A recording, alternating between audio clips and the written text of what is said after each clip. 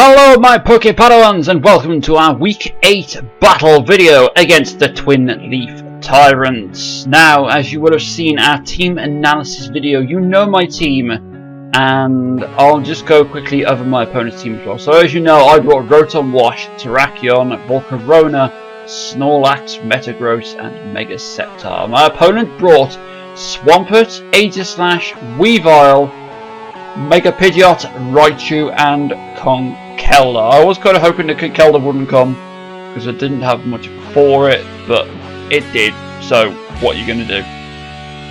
So yeah, we're just going to get straight into the battle rather than sit here having me gathering about things that haven't happened. Well, they kind of have, but they haven't happened for you guys, so yeah, let's get straight into the battle. Okay guys, so are you ready? Let's get this party started. Okay, so this was an interesting game. It was a fun game. Not least of all because Bice is apparently a girl in the game. So that's interesting to note. So he opens up with Conkeldurr. I opened up with Rotom because he is physically defensive, probably my safest lead. Go for the Hydro Pump and a miss, which is a good start. He goes for the Drain Punch, does a hefty portion of health to a hefty portion of damage, even though we are physically defensive. We don't take that well. I can't burn this thing because of guts, so I just have to go for the Hydro Pump, trying to do as much damage as possible. But again, I missed another Hydro Pump, which really sucked. That really sucked, to be honest. The damage that I would have dealt with 2 Hydro Pumps would have been very nice to help get this thing in range for something else. At this point, I just decided to Volt Switch out of there because I do still have the burn option on Rotom for anything else, like the Aegislash, the Weavile, or the Swampert. So I switched out into Volcarona because I kind of thought he might be choice banded or choice scarfed because he was dealing so much damage to physically defensive Rotom, and I hadn't seen him do anything else. So I thought, oh, maybe he's choice. I'll switch it to Volcarona. I can take Drain Punch into Volcarona. Go for a Fiery Dance to try and do as much damage as possible because this thing is so bulky on the physical side. It's not even worth bothering to try. So just go straight for a Fiery Dance, and then he reveals the Rock Tomb. Also revealing that he is in fact not choiced, which sucks. So I've now lost Volcarona. So now I'm down 1 Pokemon. So I'll bring in Metagross because we do threaten this thing with Zen Headbutt. And don't know what happened there, the video lagged. So we threaten this thing out with the Zen Headbutt. He brings in Swampert. Zen Headbutt doesn't do too much damage to it. It does about 30%, which is, you know, it's damage. It's damage, you know. So yeah, so Swampert gets his leftover recovery, and I decided to switch out back into Wanky Wash because we can at least get the burn off on this thing. He goes for the Stealth Rocks, which actually isn't such an issue anymore since I lost Volcarona. So that's interesting because we don't actually have a spinner on this team, which obviously he knew because the spinners are Blastoise and Defog on Skuntank. So I don't have either of them. So he knew that once he got Stealth Rocks up, I couldn't get rid of them. So yeah, he gets the Stealth Rocks up, which isn't such a thing. And then I'll go for the substitute because, yeah, did I burn? I can't remember. I think I burned Swampert when I got into the Stealth Rocks. So we take the Volt Switch from the Raichu, and then I come back in and I do a thing to the Raichu, to the dump place. So he goes out on the Volt Switch. I'm literally just waiting to see what he switches into here. No, I didn't burn it, did I? Yeah. Just go straight for the Hydro Pump, which doesn't do that much. Didn't do too bad though, considering I've got no investment. So yeah, but I'd say another 1 or 2 of those would probably KO this thing. But it still poses a very real physical threat with the waterfall and such. So this turn, I do actually burn it. So that's going to be helpful for dealing with this thing because, like I said, the physical threat that it posed was certainly something I could live with. He goes for a Roar then, showing that he's Stealth Rock Roar. He's obviously, so he's phasing Swampert, and possibly meaning he doesn't have any attack investment, maybe.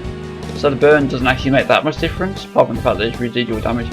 Anyway, he brings in Snorlax, who can sit in on this thing for days. We take that skull like it's nothing, even though it's a crit. And I go for the Seed Bomb to take this thing out. So that's nice. We managed to get a kill with the Seed Bomb from Snorlax, so that's pretty cool. That's always fun when I can use unusual moves to get a kill. Then he brings in Conkeldurr, who Snorlax does not want to stay in on, because even though it's got more HP than you can count on both hands, it does not want to take a drain point. So I switch into Rotom just to follow it off and get a switch into Metagross, because then we can threaten this thing out with the Zen Headbutt. I mean, yes, the knockoff is a threat, but Metagross is faster, I believe, so we do threaten it more. We do threaten it with the Zen Headbutt. So he does actually switch out here, and I actually click Meteor Mash expecting to see the Weavile come in to take the Zen Headbutt, but he doesn't. He switches into Raichu instead, and the Meteor Mash doesn't actually do too much damage to this thing because Electric does resist Steel. I mean, it does good damage, but it's a Raichu. Raichu just doesn't take hits anyway.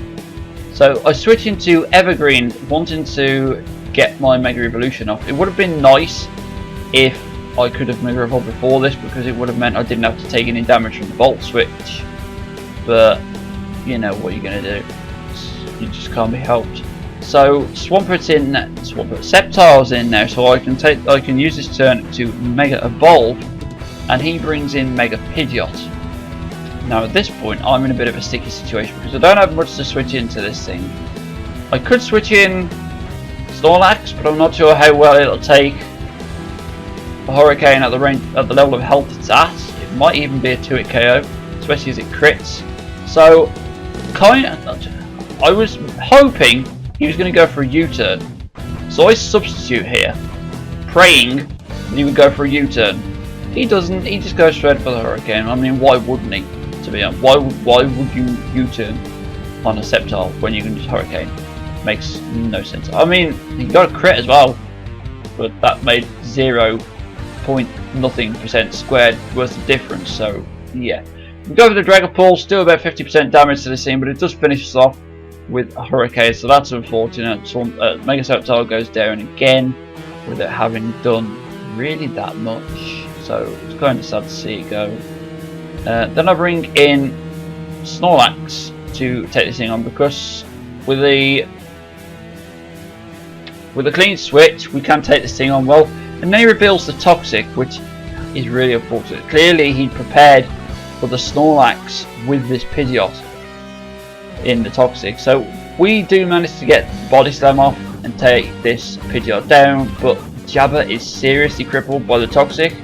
We don't have Rest, we don't have Lumberry, we have no way of getting rid of that poison. So that's really gonna number Snorlax's days. At this point I decided to stay in, go for a Body Slam, and hope we could survive a Drain Punch, but we don't, so that turned out to just be a waste. But at this point I really don't have much to switch in to Conkeldurr, because Rotom's gone, Volcarona's gone. Metagross could come in, but the knockoff threat is real. I really don't want to be switching into a knockoff. So I bring in Terrakion now after Snorlax going down, and I just wanted to see if we could get rid of this thing as quick as possible. Just go for the close combats, deal as much damage as I can. We get one close combat off before it kills us with a Drain Punch. That's all we do, and all of the damage that we do, it gets back. So there's literally nothing I can do against this thing. I bring in Metagross, threatening the Zen Headbutt again, and he does indeed switch out, not wanting to throw away his Conkeldurr. I mean, there'd be no point at this point. He brings in the Aegislash now, who does wall Metagross very well. If I had brought the Earthquake on this thing, then I would have stood a chance, but unfortunately I didn't, and there's nothing I can do against this Aegislash now. All I can do is literally wait for it to Shadow Ball me. I go for the Meteor Mash, hoping for an attack boost, not that it will make much difference.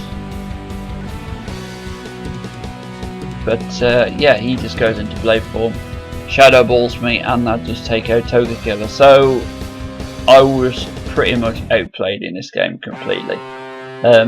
it was very clever of Bice to bring the Toxic on the Pidgeot. I didn't even see Weavile, who actually scared me quite a few times in the game. I mean, there were a couple of times, at least once I can remember, that I was so worried about Weavile switching into the Zen Headbutt Metagross that it sort of deterred me from using it. Just like the time when I used Metagross on, not Metagross, Meteor Mash on the Raichu, that was because I was fearing the Weavile coming in to soak up the Zen Headbutt and then kill me with a Night Slash or a knockoff, but it didn't. So yeah, he kind of beat me with Weavile without actually using it. Swampert didn't do too much, got the rocks up, but after Volcarona was gone, it was kind of too little too late, to be honest. Kekelda was easily the star of the show. I had nothing to get past it. Aside from Zen Headbutt on Metagross, there was literally nothing I could do against Kekelda. So that was probably poor preparation on my part. Probably should have brought more things to deal with it.